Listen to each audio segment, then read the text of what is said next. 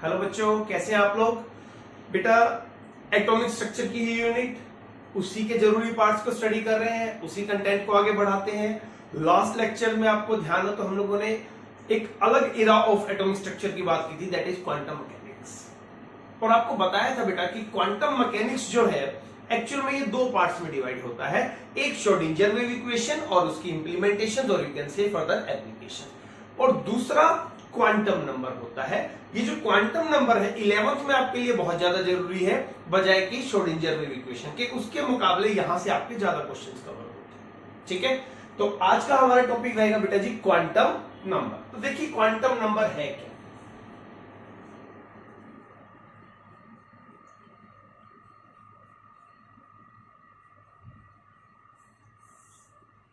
देखिए जैसा कि नाम से पता चल रहा है बेटा कि क्वांटम मैकेनिक्स के श्रोडिंगर वेव इक्वेशन को जब डिफरेंशिएट किया गया तो उसके सॉल्यूशन से साई के कुछ रिजल्ट्स आए हमारे पास। ध्यान है, ये बातें सारी हमने लास्ट प्रीवियस लेक्चर में की थी, मैं दोबारा बता रहा हूं। क्वांटम मैकेनिक्स की श्रोडिंगर वेव इक्वेशन को जब डिफरेंशिएट करके सॉल्व किया गया तो साई की कुछ वैल्यूज हमारे पास आई जो कि क्वांटम नंबर आगे कहलाए। ठीक है, तो क्वांटम नंबर नाम वहीं से लिया गया है, because obtained from quantum mechanics. अब पहली बात तो की है क्वांटम नंबर है क्या, इनको स्टडी कैसे करना है और जेई में इस पे किस तरीके के क्वेश्चन आपसे पूछे जा सकते हैं, ये सारी चीजें आज हमारे टॉपिक का वो रहेगा बेटा, सेंटर पार्ट रहेगा। देखिए सबसे पहले समझिए कि क्वांटम नंबर है क्या। अगर मैं करूं डेफिनेशन की बात तो डेफिनेशन है बेटा जी a set of four numbers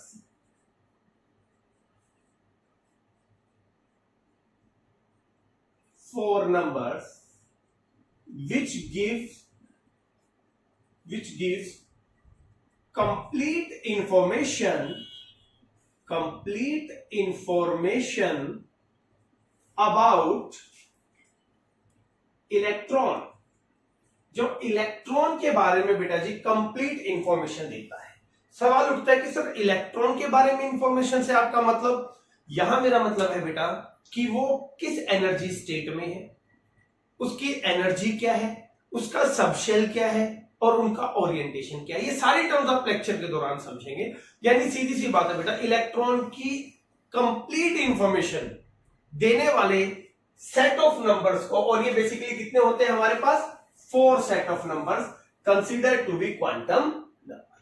मैं फिर आपको रिमाइंड करवा देता हूं, क्वांटम नंबर्स जो है बेटा they are obtained from the results of Schrodinger wave equations। लेकिन अगर मैं इसको और मॉडिफाई करूं बेटा तो 3 क्वांटम नंबर तो ऐसे हैं जो Schrodinger wave equation से रिजल्ट के तौर पे आए, लेकिन एक क्वांटम नंबर बाद में डिस्कवर हुआ है। ठीक है, तो एक बार मैं आपको थोड़ा समझा देता हूं कि भाई क्या लॉजिक है इसका। देखिए जैसे, तो चलिए हम लोग समझते हैं कि भाई क्वांटम नंबर एक्चुअली बताना क्या चाह रहा है। देखिए एक टर्म होती है हमारे पास जो आप सब लोग जानते हैं, that is called pin code. For example अगर कहीं का पिन कोड है तो अब ये ध्यान से देखिएगा, ये जो डिजिट है ना बेटा, ये जो डिजिट है हमारे पास 6 डिजिट है, ये एक्चुअल में अपने आप में इंफॉर्मेशन है एक पर्टिकुलर जगह की। इन न्यूमेरिक वैल्यूज के पीछे एक जानकारी छिपी है जो आपको उस डिस्ट्रिक्ट, उस शहर के बारे में बताती है। फॉर एग्जाम्पल अगर आप देश के किसी भी कोने में बैठकर कोई भी लेटर लिखे और उस पर एड्रेस ना लिखें, जस्ट पिन कोड लिख दे, तो ये पिन कोड उस लेटर को कम से कम उस डिस्ट्रिक्ट के मेन हेड पोस्ट ऑफिस तक तो पहुंचा ही देगा। यानी कि इन नंबर्स में कोई ना कोई जानकारी छिपी है जो हमें किसकी इंफॉर्मेशन दे रही है बेटा, डिस्ट्रिक्ट की इंफॉर्मेशन दे रही है। ठीक है, फॉर एग्जाम्पल ऐसे हम लोग एसटीडी कोड की बात कर लेते हैं। मान लीजिए कोई एसटीडी कोड है हमारे पास। अगर हम लैंडलाइन नंबर की बात कर रहे हैं, आजकल तो खैर मोबाइल चलते हैं, फिर भी समझने के लिए अगर हम ये एसटीडी कोड अप्लाई करें और उसके बाद कोई नंबर मिलाएं, अगर वो फिजिबल नंबर है, तो यकीनन जो रिंग है ना ये कहीं भी वजह पर होगी उसी शहर के, क्योंकि this STD code belongs to that particular city. तो अब आप समझिए कि हमने क्या किया है, जब बहुत सारी जानकारी हो जाती है ना, हम उसको क्या करते हैं बेटा, न्यूमेरिकल वैल्यू में एक तरीके से क्लासिफाई कर देते हैं। जैसे पिन कोड जैसे एसटीडी कोड। ऐसे ही हमने क्या किया बेटा जी, इलेक्ट्रॉन के क्योंकि इलेक्ट्रॉन का भी जो सिस्टम है कोई हल्का फुल्का सिस्टम नहीं है, बहुत सारे उसमें आपके पास सब शेल्स हैं, ओरिएंटेशंस हैं, उसकी डायरेक्शन है, रिवॉल्वेशन है, उसकी अपने एक्सिस के अबाउट है, न्यूक्लियस, बहुत होच-पोच चीजें हैं। तो इन सब चीजों को सिंप्लीफाई करते हुए हमने क्या किया, कुछ न्यूमेरिक वैल्यूज अपनी तैयार की जो हमें किसकी इंफॉर्मेशन देती है बेटा जी, इलेक्ट्रॉन की, और उन्हें क्या बोल दिया क्वांटम। ठीक है, तो अब फॉर एग्जांपल पिन कोड क्या है, it is a number of 6 digit which gives us information about it district. Okay, STD code क्या है बेटा, it is a set of numbers which gives telephonically information in a particular district. तो same उसी तरीके से समझिए quantum number क्या है, a set of 4 numbers which gives all information about electrons is called quantum. ठीक है, डेफिनेशन क्लियर हुई। अब दोबारा ये समझिए कि क्वांटम नंबर्स को जो डेवलप किया गया था बेटा जी, वो श्रोडिंगर वेव इक्वेशन के थ्रू किया गया था, और मैंने आपको प्रीवियस लेक्चर में जब श्रोडिंगर वेव इक्वेशन का जिक्र किया था, मैं उसका लिंक डिस्क्रिप्शन में दे दूंगा, अगर स्किप हो गया तो बहुत अच्छा लेक्चर है, एक बार आप उसको देखिए, बहुत सारे कमेंट्स हमारे पास है उससे रिलेटेड। तो वहां मैंने आपको बताया था कि क्वांटम मैकेनिक्स को बेसिकली 2 भागों में डिवाइड किया गया है, श्रोडिंगर और क्वांटम नंबर। ठीक है, लेकिन quantum is interlinked with Schrodinger wave equation. तो अब वो क्वांटम नंबर क्या क्या है बेटा, वो देखिए। Number 1, first, that is known as principal quantum number. The word is principal quantum number.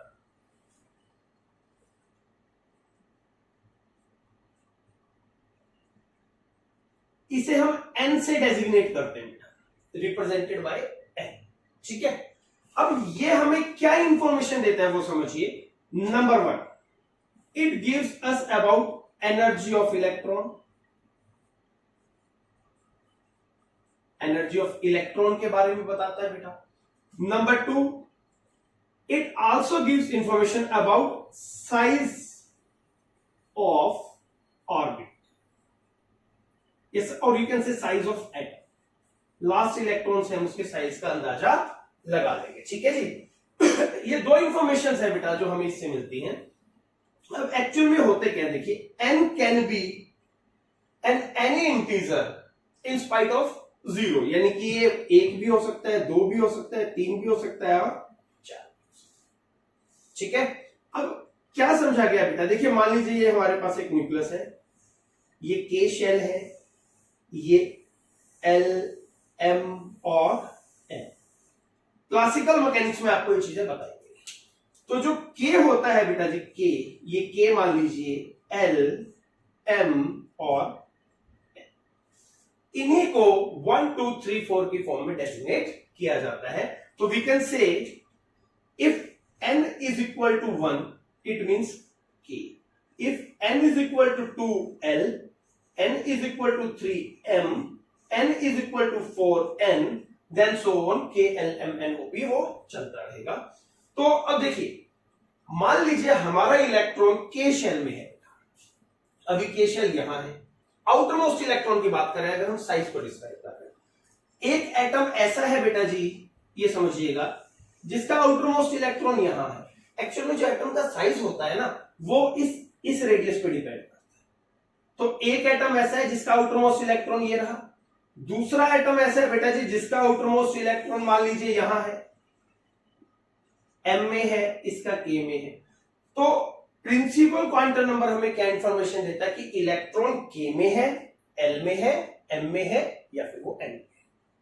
तो अब आप समझिए, अगर वो K में होगा तो न्यूक्लियस के नजदीक होगा, L में होगा थोड़ा दूर, M, N, so on, वो दूर होता जाएगा, जिससे हम समझ जाएंगे कि इलेक्ट्रॉन की एनर्जी भी बढ़ रही है और साइज ऑफ एटम भी बढ़ रहा है। अब एनर्जी कैसे बढ़ रही है, याद कीजिए हम लोगों ने प्रीवियस लेक्चर में स्टडी किया है एमिशन स्पेक्ट्रम में। जब कोई इलेक्ट्रॉन न्यूक्लियस के नजदीक आता है ना बेटा, तो वो एनर्जी रिलीज करता है, और जब वो दूर जाता है तो एनर्जी गेन करता है। जो सबसे दूर होगा उसकी एनर्जी सबसे ज्यादा होगी, और जो नजदीक होगा उसकी एनर्जी सबसे कम होगी।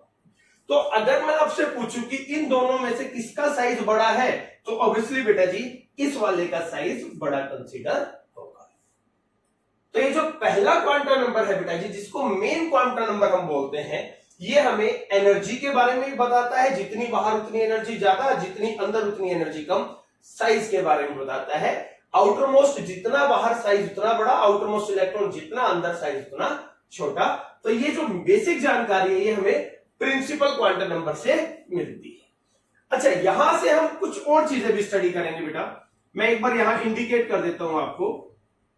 ये हमें ऑर्बिटल के बारे में भी बताता है। How many orbitals are possible, ये भी हम यहां से निकाल सकते हैं with the help of formula this one, N square का फॉर्मूला, वो मैं आपको निकाल के दिखाऊंगा। और नेक्स्ट, मैक्सिमम इलेक्ट्रॉन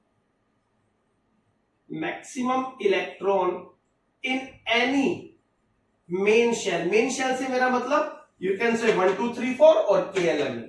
तो ये इसके बारे में बताता है कि मैक्सिमम इलेक्ट्रॉन कितने होंगे, दैट इज 2n स्क्वायर का फॉर्मूला। ये लास्ट में हम लोग इंप्लीमेंट करेंगे। तो प्रिंसिपल क्वांटम नंबर ने बेटा जी दो मेन चीजें हमें बता दी। पहला, एनर्जी ऑफ इलेक्ट्रॉन कैसे पता करते हैं, कम है कि ज्यादा है, और दूसरा साइज के बारे में। ठीक है, और याद कीजिए एनर्जी ऑफ इलेक्ट्रॉन निकालने के लिए हम लोगों ने एक फॉर्मूला स्टडी किया हुआ है, बोहर मॉडल ऑफ एटम। ध्यान है आपको ये चीज। तो वहां से अब आपको याद हो तो फार्मूला वहां n स्क्वायर की वैल्यू आती है, तो इसलिए n can be used to determine the energy of electrons. अगर आपको ये फॉर्मूला याद नहीं है तो मैं डिस्क्रिप्शन में इसका लिंक दे दूंगा, बोहर मॉडल ऑफ एटम, आप जाके देखिए। आपको energy, kinetic energy, potential, velocity, सारी की सारी इंफॉर्मेशन उस लेक्चर में मिल जाएगी। और ये भी पता चल जाएगा कि n जो है वो एनर्जी से कैसे इंटरलिंक होता है। ठीक है बेटा, चलिए अब आगे चलते हैं। सेकंड क्वांटम नंबर की हम लोग बात करते हैं। देखिए जो सेकंड क्वांटम नंबर है, दिस इज कॉल्ड नंबर 2, इसको हम बोलते हैं बेटा azimuthal quantum number. Azimuthal quantum number.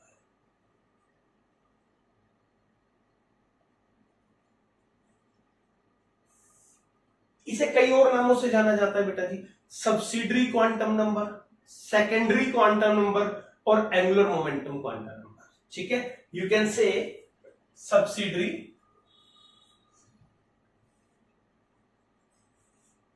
Oblique angular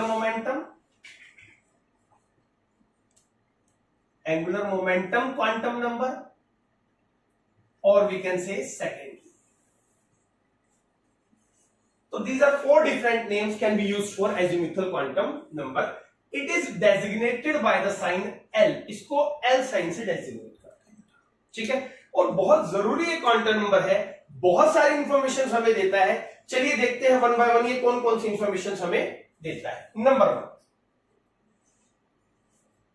it tells us about, या it gives information about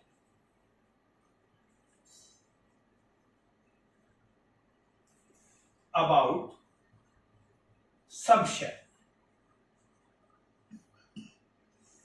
ये हमें बेटा जी सबशेल के बारे में बताता है। सेकंड बेटा जी, it gives us information about number of orbitals, और यू कैन से यहां पे हम लोग बात करते हैं बेटा जी shape of orbitals. Number 3, gives information about relative energy of orbitals, किसकी एनर्जी कम होगी, किस ऑर्बिटल की एनर्जी ज्यादा होगी, relative energies of orbitals. Next, also tells about angular momentum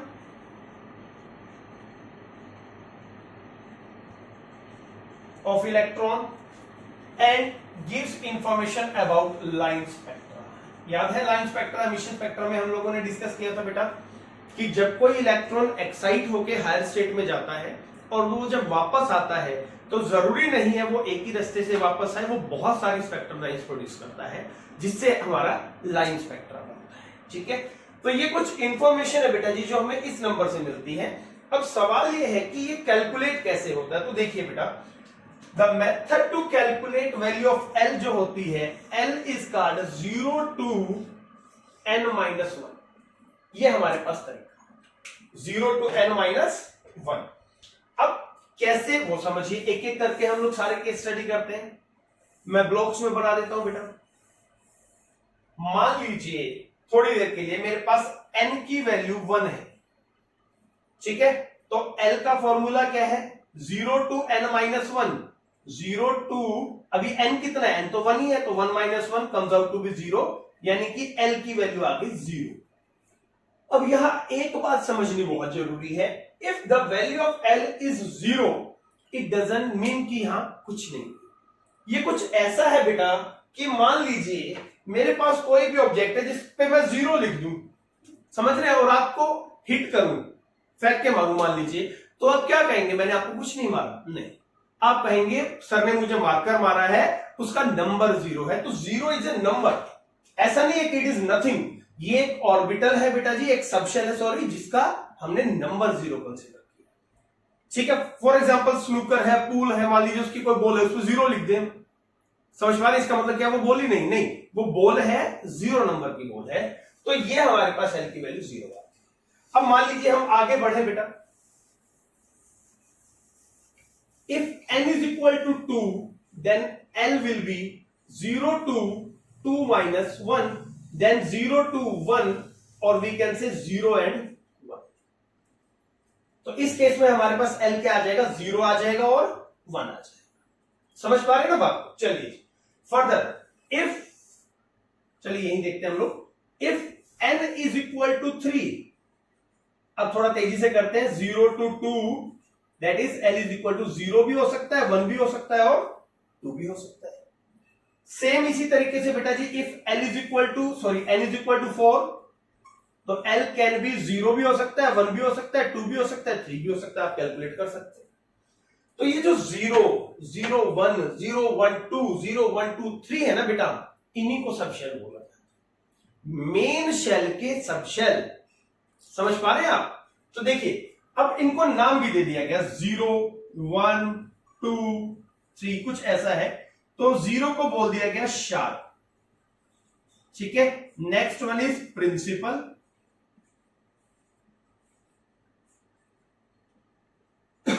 diffused and fundamental.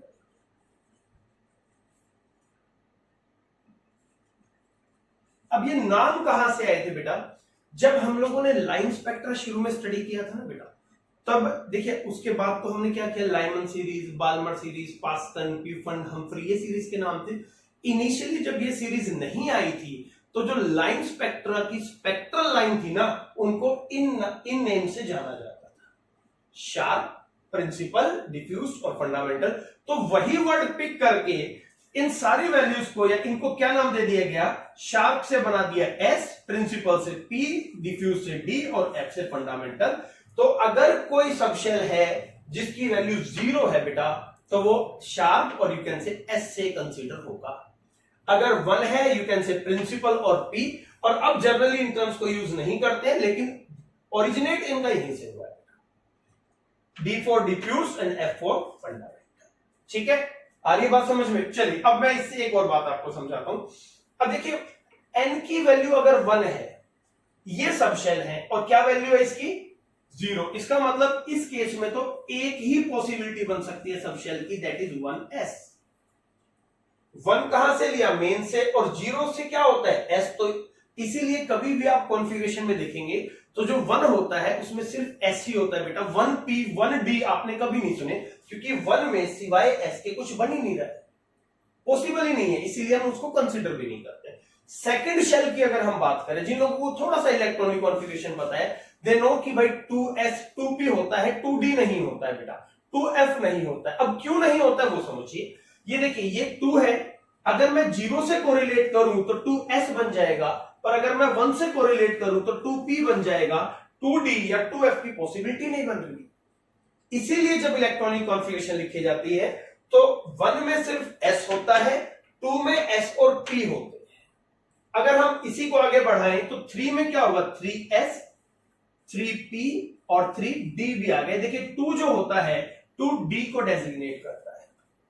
Same अगर हम 4 की बात करें तो 4 में तो s भी हो सकता है, p भी हो सकता है, d भी हो सकता है और f भी हो सकता है। तो जब आप कॉन्फ़िगरेशन लिखें कभी भी और आपको लगे कि सर 1s के बाद 1p क्यों नहीं आया, तो भैया इसलिए नहीं आया। सर 2s है, 2p है, 2d क्यों नहीं आया,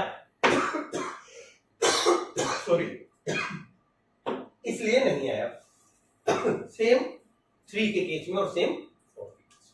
तो ये जो है बेटा जी हमें इंफॉर्मेशन देते हैं कि कौन कौन से फिजिबल सबशेल हमारे पास हैं, क्योंकि उन्हीं सबशेल में आगे चल के हम लोगों को ऑर्बिटल और फिर इलेक्ट्रॉन्स की फीलिंग करनी है। ठीक है, अब ये जो होता है बेटा जी ये हमें एंगुलर मोमेंटम निकालने में भी हेल्प करता है। ठीक है, फॉर्मूला क्या है हमारे पास, थोड़ा समझिएगा।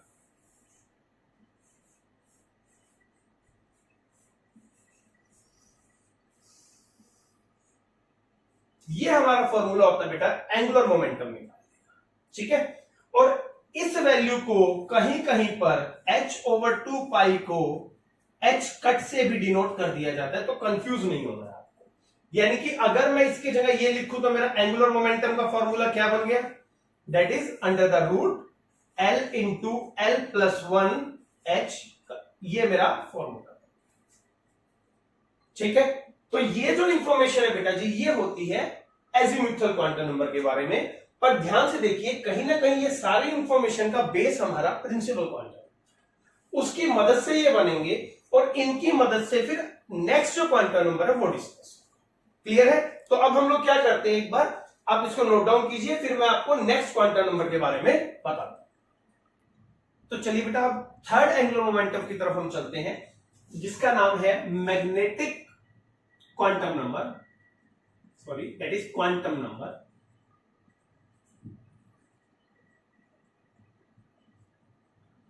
इसको हम m से रिप्रेजेंट कर सकते हैं बेटा जी, या ml से भी रिप्रेजेंट कर सकते हैं। ml से रिप्रेजेंट करने का लॉजिक ये होता है कि इसकी जो वैल्यूज है वो l से फाइंड आउट होती है, इसलिए ml से भी रिप्रेजेंट करते हैं।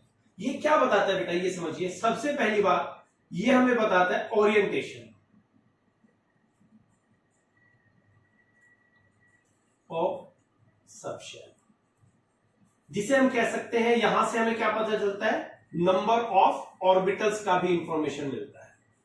यानी कि अगर s हमारा है कोई भी सबशेल तो उसमें कितने ऑर्बिटल होंगे, अगर p सबशेल है तो कितने होंगे, d है तो कितने होंगे, और l है सॉरी f है तो कितने होंगे।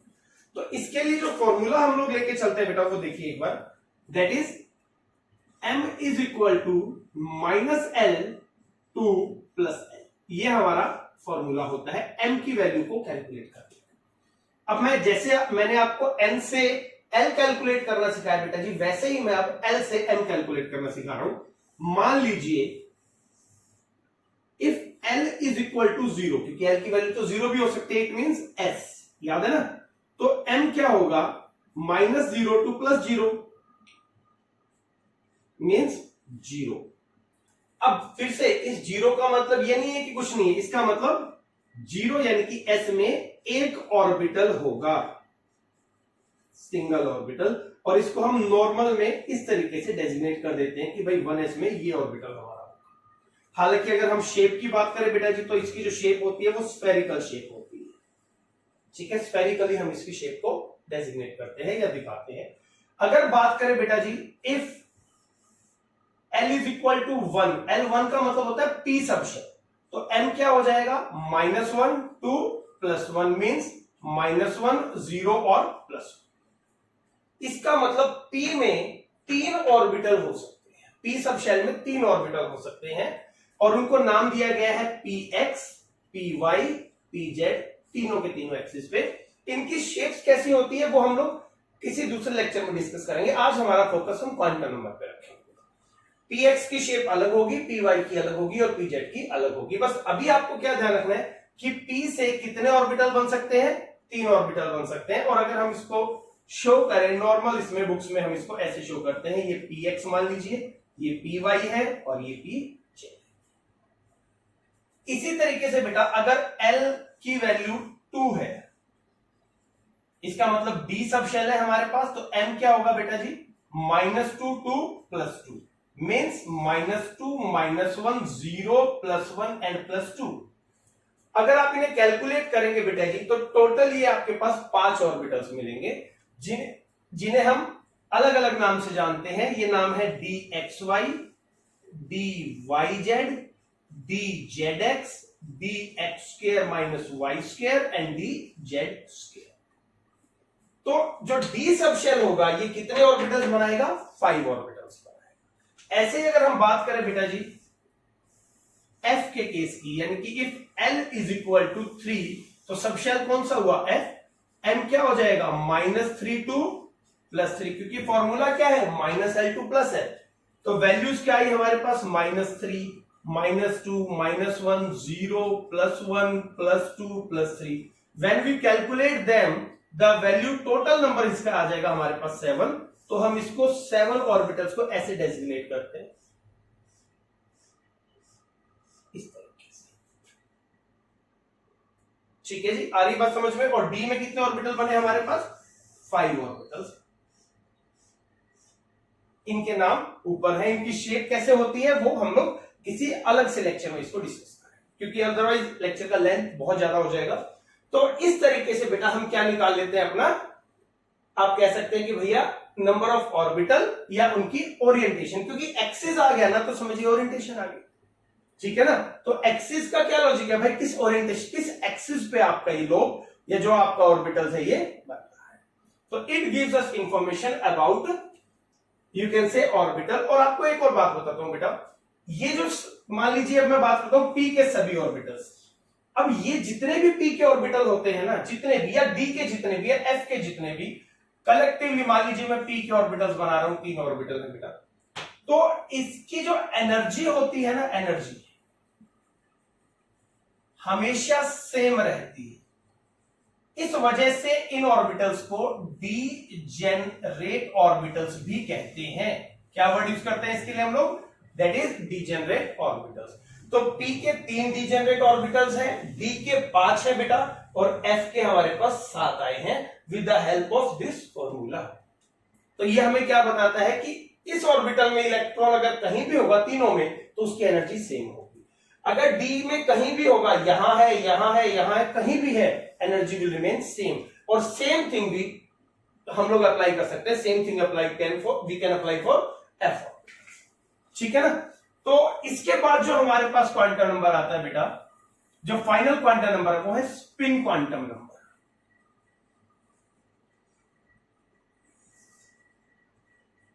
अब इस क्वांटम नंबर के बारे में एक बात आपको ध्यान रखनी है कि ये क्वांटम नंबर इन तीनों क्वांटम नंबर के बहुत लेट डेवलप हुआ था, और इसका श्रोडिंगर वेव इक्वेशन से कोई लेना देना नहीं। एक्चुअल में ये क्वांटम नंबर का एग्जिस्टेंस कैसे आया कि हमें ये तो पता था बेटा कि इलेक्ट्रॉन जो है वो न्यूक्लियस के चारों ओर घूमता है, लेकिन ये भी पता चला कि जो इलेक्ट्रॉन है वो अपने एक्सिस के चारों ओर भी घूम रहा होगा। इलेक्ट्रॉन एक तो न्यूक्लियस के चारों ओर घूमेगा और एक अपने एक्सिस के चारों ओर घूमेगा। अब जब वो अपने एक्सिस के चारों ओर घूम रहा होगा बेटा जी, दो चीजें हो सकती हैं, या तो वो क्लॉकवाइज डायरेक्शन फॉलो करेगा या फिर वो एंटी क्लॉकवाइज डायरेक्शन फॉलो करेगा। दो ऑप्शंस हमारे पास होते हैं। तो ये जो क्लॉकवाइज या एंटी क्लॉकवाइज वो फॉलो कर रहा है, इसी को हम बोलते हैं इलेक्ट्रॉन का स्पिन। ठीक है जी। तो स्पिन क्वांटम नंबर को रिप्रेजेंट किससे करते हैं, एस से, या फिर हम इसको एम एस से रिप्रेजेंट करते हैं। तो ये किसके बारे में बताता है बेटा कि इलेक्ट्रॉन की जो मूवमेंट है वो अपने एक्सिस के चारों ओर की बात हो रही है, वो क्लॉकवाइज है कि वो एंटी क्लॉकवाइज है। ठीक है। तो यहां से हम स्पिन वैल्यू भी निकाल सकते हैं। एक इलेक्ट्रॉन की स्पिन वैल्यू हाफ कंसीडर की जाती है। क्या माना जाता है, हाफ। तो मान लीजिए अगर किसी ऑर्बिटल में 2 इलेक्ट्रॉन्स हैं और दोनों क्या कर रहे हैं, समझिए, दोनों की जो डायरेक्शन है एक क्लॉकवाइज है एक एंटी क्लॉकवाइज है, तो एक को हम +½ कंसीडर कर लेंगे और दूसरे को बेटा जी -½ कंसीडर कर लेंगे, तो नेट जो उसकी स्पिन की वैल्यू है वो 0 हो जाएगी।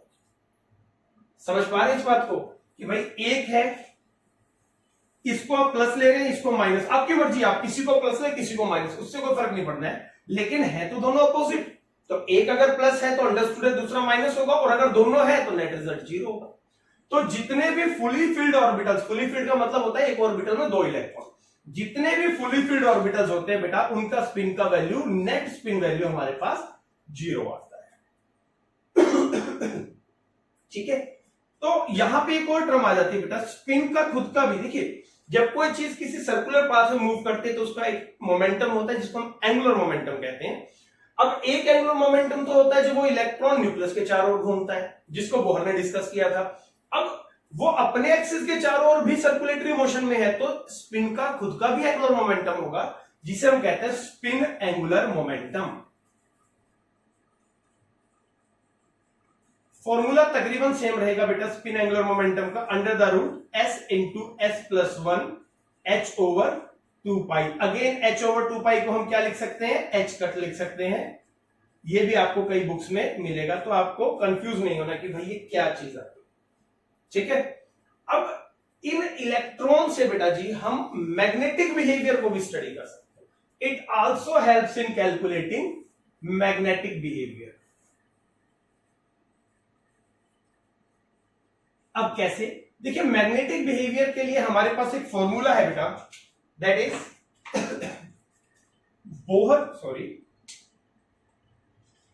Bohr magneton is equal to under the root n into N plus 2। ठीक है, ये मैग्नेटिक प्रॉपर्टीज की यूनिट होती है बोहर मैग्नेटॉन। तो n क्या है बेटा जी, इसमें n है आपके पास अनपेयर्ड इलेक्ट्रॉन।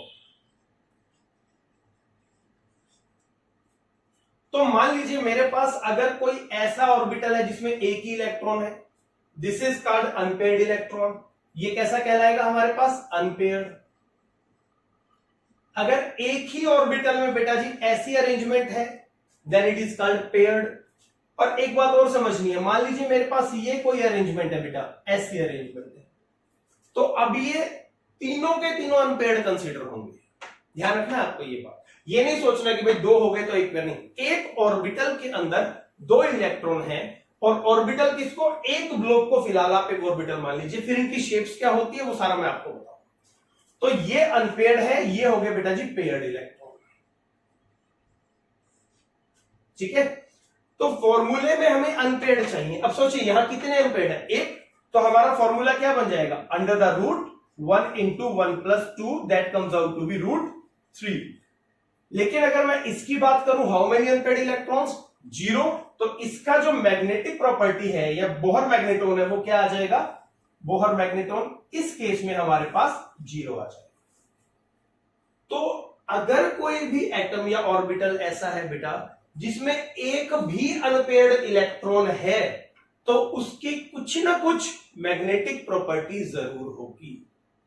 क्लियर है, even a single unpaired electron, तो कुछ ना कुछ क्या होगी, मैग्नेटिक प्रॉपर्टी। ऐसे एटम्स को हम बाय नेचर मैग्नेटिक प्रॉपर्टी के हिसाब से बोलते हैं पैरामैग्नेटिक सब्सटेंस, पैरामैग्नेटिक सब्सटेंस। लेकिन अगर सभी पेयर्ड हैं, all paired, net magnetic moment 0, ऐसे सब्सटेंस को हम डायमैग्नेटिक सब्सटेंस कैटेगरी में डालते हैं। ये आप लोग आगे पढ़ेंगे, सॉलिड के चैप्टर में इनको बहुत अच्छे से एक्सप्लेन किया जाता है कि which one is paramagnetic, diamagnetic, ferro, anti ferro, ये सारी चीजें आपके पास आएंगी। तो इस तरीके से हमें इंफॉर्मेशन मिलती है। ठीक है, चलिए अब एक चीज देखते हैं। अब मान लीजिए फॉर एग्जाम्पल मुझे क्या करना है बेटा जी, मुझे कोई भी एटम के इलेक्ट्रॉन, मान लीजिए मेरे पास मेन शेल n की वैल्यू 2 है, ठीक है, और मुझे निकालने हैं टोटल नंबर ऑफ इलेक्ट्रॉन्स। याद कीजिए फॉर्मूला क्या था, 2n स्क्वायर। ठीक है, तो n की जगह क्या लिख देंगे, 2 कम्स आउट टू बी 8। तो चेक करते हैं, अगर n 2 है तो क्या इलेक्ट्रॉन्स 8 होंगे। अब देखिए अगर n 2 है बेटा हमारे पास, तो l क्या हो सकता है, 0 हो सकता है, 1 हो सकता है, 0 to n माइनस 1। ठीक है जी, तो अब इस 0 से अगर मैं m निकालता हूं ऑर्बिटल, तो 0 से तो मेरे पास एक ही बनेगा, और 1 से क्या बनेंगे, -1 भी, 0 भी और +1 भी। तो टोटल ऑर्बिटल अगर आप देखें तो देखिए कितने बन रहे हैं, एक जो कि 0 से बना यानी कि s से, और 3 जो कि 1 से बने हैं आपके पास। तो टोटल ऑर्बिटल हो गए 4, और हर ऑर्बिटल में मैक्सिमम इलेक्ट्रॉन 2, तो कितने हो सकते हैं, 8। तो ये फॉर्मूला हमें डायरेक्ट नंबर ऑफ इलेक्ट्रॉन निकालने में हेल्प। ठीक है, आ रही बात समझ में। चलिए दूसरा हम लोगों ने एक एप्लीकेशन देखी थी बेटा कि नंबर ऑफ ऑर्बिटल कैसे निकलते हैं n की हेल्प से। तो हमने कहा था भैया n स्क्वायर कर दो। अब मान लीजिए मैं समझता हूं कि भाई फॉर एग्जांपल n की वैल्यू बेटा जी 2 है, ठीक है, तो ऑर्बिटल कितने होने चाहिए इस हिसाब से मेरे पास, 2 का square that comes out to be 4। Check कर लेते हैं। अब n अगर 2 है बेटा जी तो सब शेल होंगे 0 और 1, और अगर सब शेल 0 है तो मैग्नेटिक जो आपकी वैल्यू है यानी कि ऑर्बिटल 0 वाले में तो 0 होगा और 1 वाले में -1 भी, 0 भी और +1 भी, टोटल कितने आ गए 4, and these are called orbitals. तो 2 अगर वैल्यू तो ऑर्बिटल कितने 4, ये देखिए फॉर्मूला, 2 अगर वैल्यू तो ऑर्बिटल कितने 4, तो हम स्ट्रेट फॉरवर्ड मेथड भी इस्तेमाल कर सकते हैं। आ रही है बात समझ में? तो ये जो सारा कंसेप्ट है बेटा जी बहुत इंटरेस्टिंग कंसेप्ट है, बहुत सारे क्वेश्चन बनते हैं, जनरली जेईई में इससे टॉपिक से क्वेश्चन उठाए जाते हैं। ज्यादा जरूरी है इस टॉपिक को समझ के इसके क्वेश्चंस की प्रैक्टिस करना। कोई भी स्टैंडर्ड बुक आप फॉलो कर लीजिए और कम से कम क्वांटम नंबर पे 200-400 क्वेश्चन आप करना, तब जाके आपको मजा भी आएगा और आपका अश्योरेंस दे रहा हूं जेईई में या नीट में कोई भी क्वेश्चन गलत नहीं होगा। तो ऑल द वेरी बेस्ट, अच्छे से समझिए। अगर कोई दिक्कत है तो कमेंट बॉक्स में आप हमें बता सकते हैं।